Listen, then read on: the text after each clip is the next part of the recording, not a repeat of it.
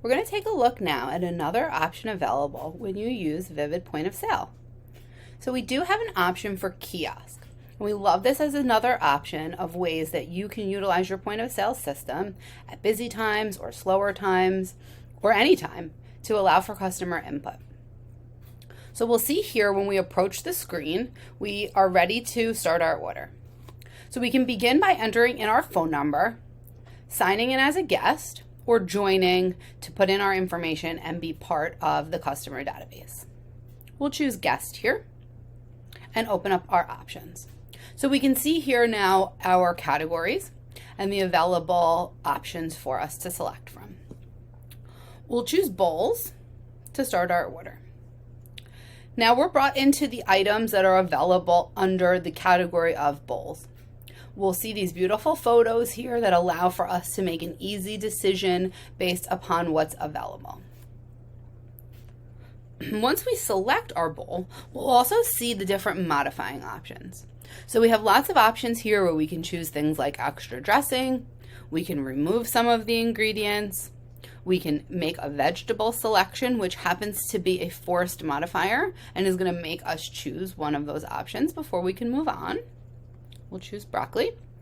And then we also have the option for extra protein if that's something we'd like to add. That will also add a dollar value to the ticket by adding any one of these extra selections. Once we've completed our selections, we can choose add to cart, and we'll see the number 1 appear in our cart at the top right hand side of the screen. Now we know that that selection has been added into our order. We can go back and choose from another category. Maybe we'll have a drink with our meal, and we can go ahead and choose whatever drink it is that we would like to add. And again, we see that number added into our cart. Once we've completed our selections, we can actually choose on that cart, and it will bring us to our order. We can see here the items that we have chosen, any modifications that we've selected, and we can also continue to make changes if we need to. We have the plus and minus if we would like to add a second one or remove something from the ticket. And then we also have the pencil there that would allow us to continue to make modifications.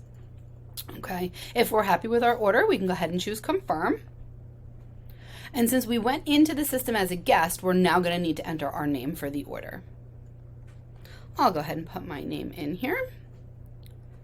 And now I'm going to be given the choice of if this order is going to be for here or to go. We can make that selection, and you can also have other options available as well. We can enter in our coupon code if we have one, or we can go right to the payment screen. Now through here, the merchant can decide if they would like the option of cash. Obviously, we're not going to have a cash drawer at the kiosk section, so that'll be a secondary option where we will be given a ticket to bring to the cashier to actually pay cash and be given change back.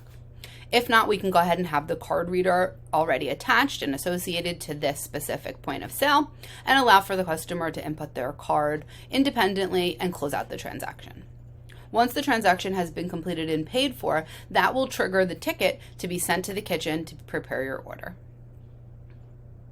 If we choose cash here, we'll see that we have been given an order number and we're to take this ticket and bring it to the cashier. Okay, and then we get the indication that our order has gone through and is completed, and we are all set to wait for our order.